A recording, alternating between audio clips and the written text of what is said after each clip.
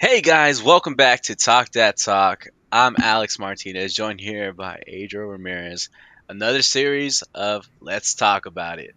Throughout these videos, we've asked you guys to ask us questions in our comments on our Instagram, all social media platforms. We needed these questions to create more content to just movie reviews.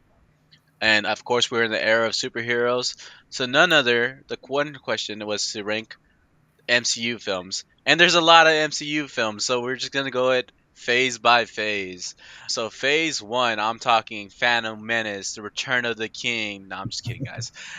Phase one consists of Captain America, the First Avenger, Iron Man 2, The Incredible Hulk, Thor, and the first Avengers movies.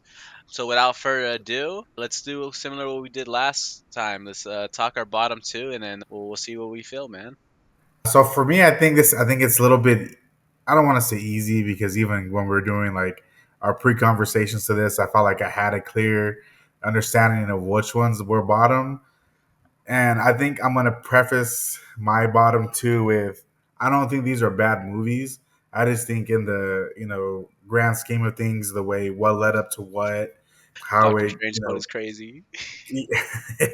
how everything kind of led into each other, and then even just the overall how everything kind of just played out for these movies. I think so. For me, I think the bottom one, I think would be probably Thor, just because I felt like it was a lot of weird choices for that movie. Like Chris Hemsworth, relatively new actor. I think he did good, but they paired him with Natalie Portman, who I love, but I don't feel like they had good chemistry.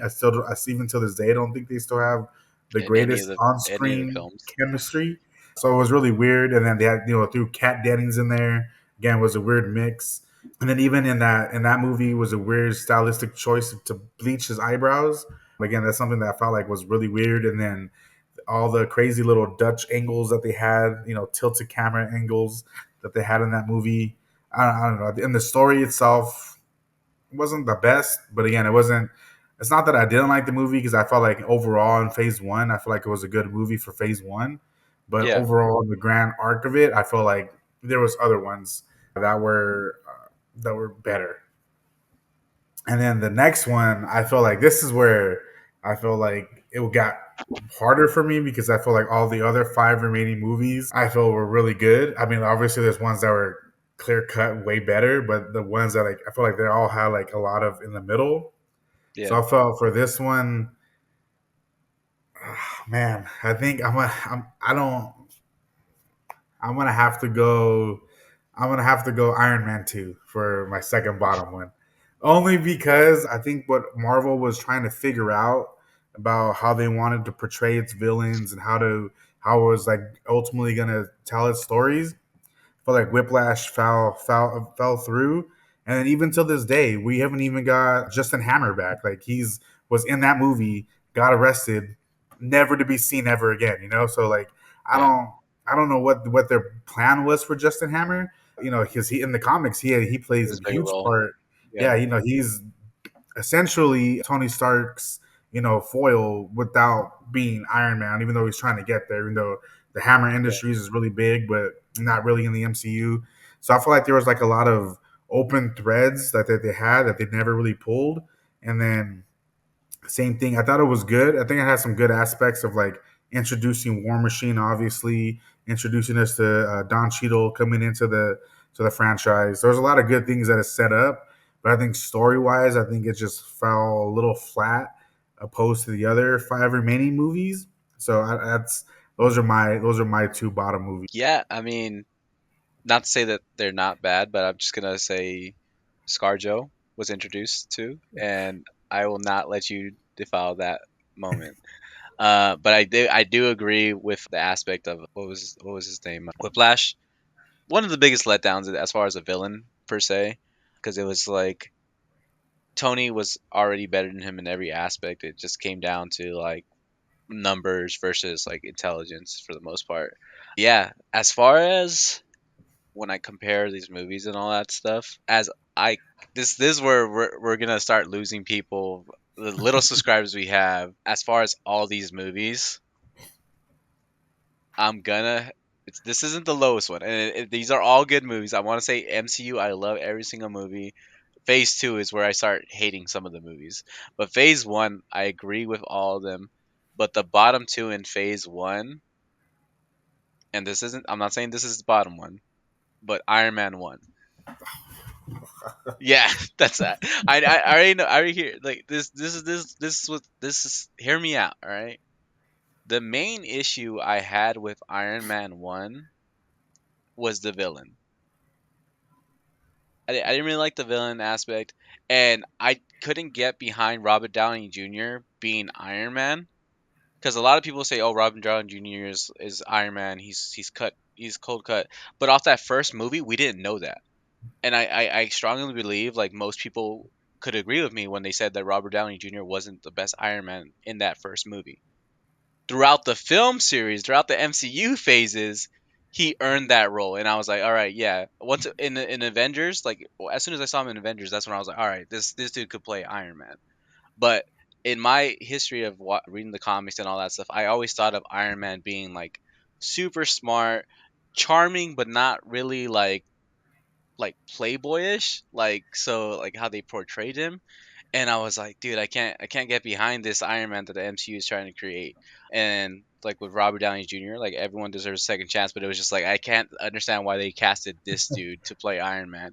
And that was the biggest issue as far as when we're talking about phase one. I'm not talking about the rest of the phases. I love Robert Downey Jr. I love all the casting that they did for all these MCU films. But when it comes down to it, Iron Man one just I just had problems with a lot of the plot, him building the armor and all that stuff. The little montage of him and the robot arm, I was like, ah, dude, like I couldn't get Get behind there this. already.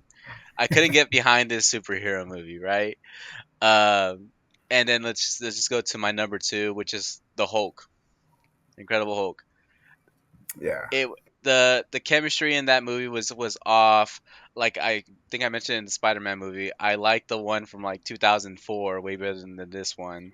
It just didn't carry, and then Mark Ruffalo had to get recasted probably because of actor director issues, but mainly because this movie was honestly forgettable. Like they could have not released this movie, and I would still appreciate everything in the MCU. Like I feel like this is one of those movies in the Phase One that you could have taken out and we still would have had a good movie because they did like a whole reintro of the Hulk in the Avengers. So it's like, They retroactively put this into the phase one because it came out the same year as Iron Man one.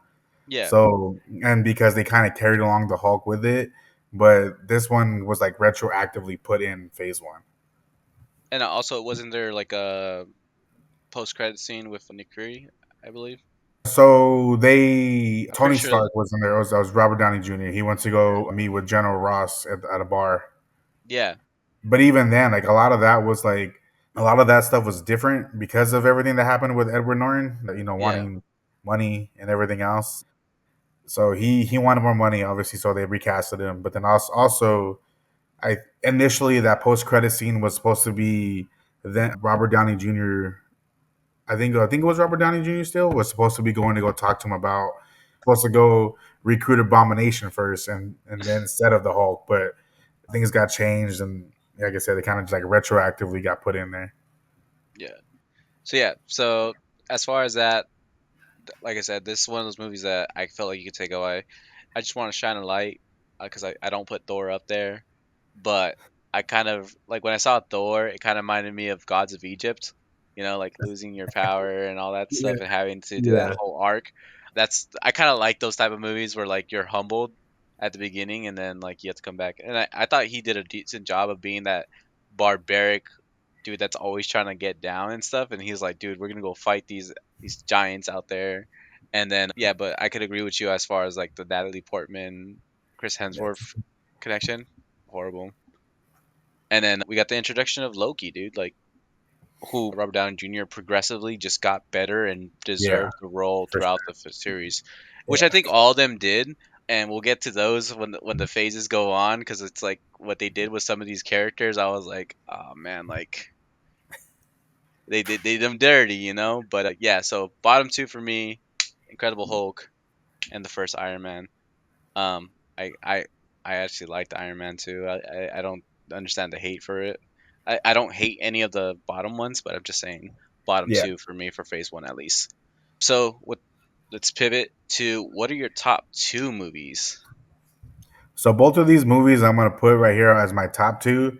I think got there over time. I think initially, if we would have done this video like 2008, 2009, 2010 when all these movies were coming out, I felt like my list would have been like way different. But just looking back on how like when I go back and rewatch them, because I kind of periodically go back and like rewatch kind of the MCU as a whole. These movies always like are standing out more and more, and I don't know why. I don't think I disliked them when they first came out, but I don't think they really moved the needle for me when they came out. Which is funny because one of them you're going to be like, this should have been like easy number one, no questions Yeah, asked. But the first one that I'm going to bring up first is Captain America: The First Avenger. Easily one of the better movies, just because I felt like it was. I think at that time I was still kind of like you said, speaking in phase one alone, I still had that sour taste of Chris Evans of Human Torch, being there. So I was like, this dude can't act because he was in Fantastic Four, and then I just seen him in this movie called like Cell Phone or Cellular or something like that, where he's like chasing this villain on the phone throughout the thing. I'm like, this dude is in some really bad movies. Like, I don't understand how you're gonna how they're gonna do anything with this dude. Like, this is just bad casting. Like, I don't see it. And then even in the movie, like there were certain parts where like obviously there's certain things that they're gonna do to kind of hype him up. Obviously, right? Obviously when the movie first came out, I think now it's a little better for like looking back. But I think putting his face onto that little guy's body, I thought it looked bad when it first came out. I've gotten used to it and it's gotten like better, it's grown on me. But during that time, I was like, oh, bro, like this is such bad CGI. And then obviously him bulking up for the role was like, okay, he's gonna be without a shirt, whatever. He's gonna be another Jacob from Twilight. That's all he's got. Is just gonna be this dude without a shirt on. Okay, whatever. But then I don't know, like I said, now I really appreciate that movie. It's really well written. I think Red Skull doesn't get the enough credit for his portrayal of Hugo Weaving as portraying the Red Skull. I felt like that villain was actually the single most like important villain. I don't want to say important, but like I think he actually stood. He portrayed the villain really well. Is what I'm trying to get at. Is that he didn't fall into that cookie cutter of. Well, I guess he kind of does because they both have the super serum. But I was gonna say like they really didn't. He really didn't fall victim to. Oh, I'm just bad because I'm bad and I basically have the same powers as you and we're just opposite, right? So it'd be like yeah, he wanted to have Hydra rule so like he kind of had like a significant like importance background for it, which Hydra kind of carried through the remainder of like phase one, two, and I think a little bit into three. So I feel like this kind of laid the groundwork, honestly, for what the MCU was moving forward. So I feel like I've grown a lot of appreciation for that.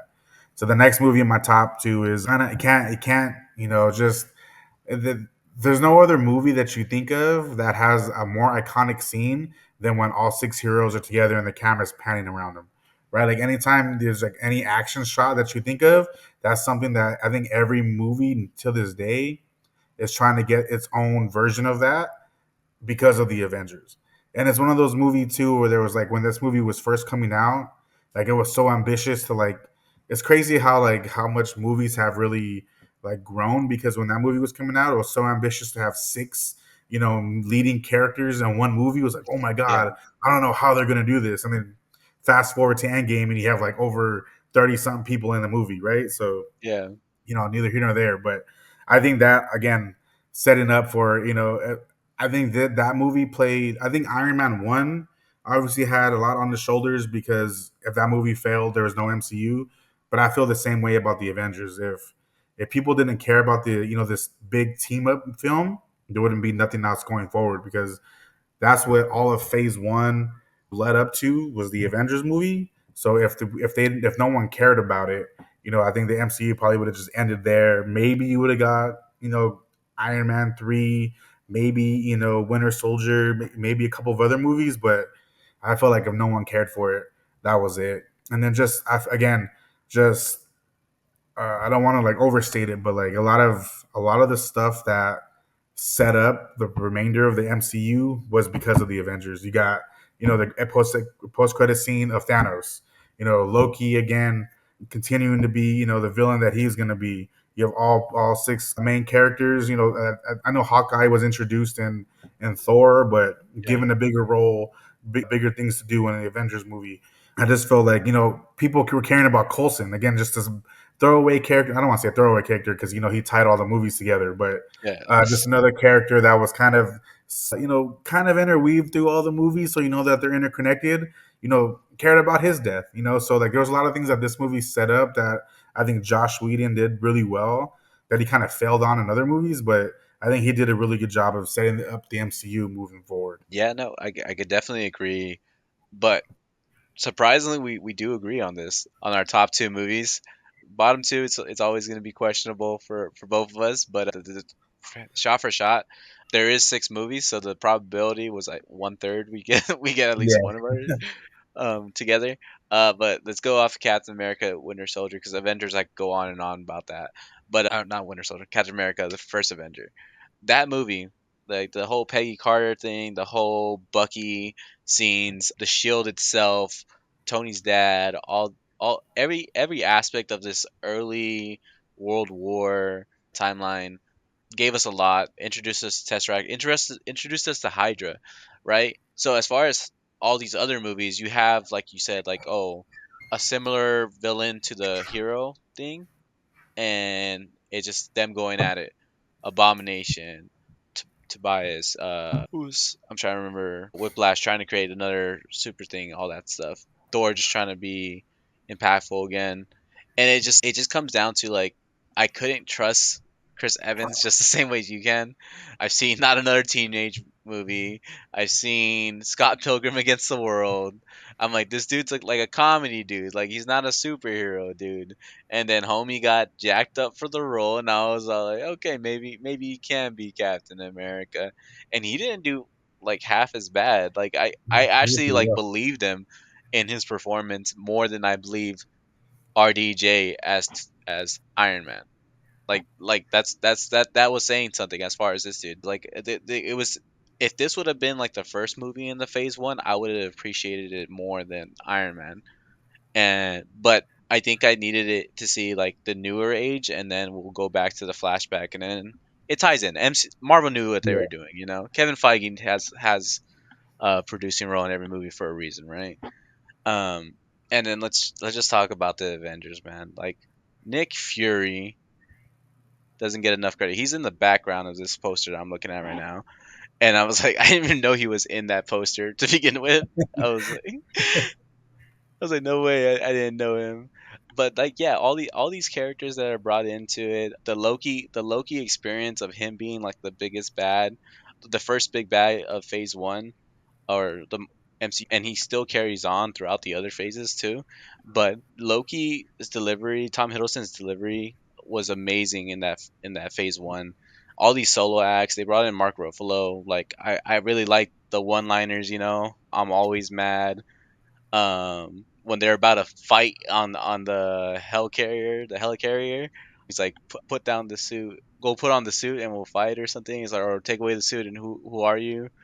Playboy billionaire philanthropist. I was like, oh, this is getting good. Seeing Tony and Mark Ruffalo's character, Bruce Banner, get along and all that stuff. They started to talk about it, and then this is where I started believing Tony, like, and I not believing, but started liking RDJ as Tony because he was like, I don't like this government agency trying to hire me, and he still doesn't have that trust factor of like people trying to yeah, make his suits into weapons and all that stuff. Um, so he was like, "Oh, why aren't you telling us about the Tesseract? You're using it to make weapons and all that, and finding out the cages for the Hulk and all that stuff." It's like no one could trust it. And it was like that big clash of personalities and characters and hero styles, and they interact, they fall apart, and then they come back together, and it's just that big hurrah moment at the end of them going out. And not to mention I got a little rag doll right here where Hulk just grabs Loki and that scene's so iconic, so funny, dude. Like it had me dying. I watched that movie a total of 4 times, and I was like, dude, that scene never ceased to not make me laugh. So as yeah, I think Avengers be a top five all time in the MCU phases, but definitely I think it's number one in phase one. But it's partly because it tied everything together and it was like the anticipated thing. Because if I'm being honest, I thought this whole MCU verse was gonna end at Avengers. There wasn't enough that I thought that was getting carried until I saw Avengers. That like I was like, okay, this can actually like milk into Keep something. going. Yeah. Yeah, like because like we had the Hulk, we had the Iron Man movies, and we had the Captain America movies, but until I saw Avengers, I was like, okay, this thing could have legs to carry on into something bigger. Because there's so many Marvel stories that we still haven't heard. There's so many alternate Spider Verses and alternate universes and different worlds that we haven't even traveled. The MCU keeps focusing on. Like, obviously, they have their own timeline, their own storyline, but I think as far as Phase One, which isn't my favorite phase, we'll get into that at a different conversation. But it was when you think about it, 2008, 2012, I was still in high school and in middle school. So it's like I wasn't thinking about like the impact that it will have. What is it like 16 years later, right? Like, but you felt it when you finally saw the ending of like phase four, right? With that being said, guys, do you have any more talks about phase one? No, I think we pretty much covered it all, right? Like you said, 6 movies is kind of hard to, keep going back and forth on. I don't want to beat a dead horse. Yeah. Without further ado, guys, if you guys have any more questions, let us talk about it next time. Leave it down in the comments. Leave it down in our questions. Follow us on IG. Subscribe to us on YouTube. Like this video, it helps a lot. But also just promoting us whenever you guys get a chance. We appreciate all the support that we have been getting. But again, if you guys have any questions, anything you guys want us to talk about, any movies you want us to review, feel free to leave it down in the comments. We're reading everything and we're putting it into our notes and we're saying, hey, we got to do this. Hey, this is something they want. This is something they request. This is what we're gonna do. Yeah, that's it for me. That's it for Adriel. We're out.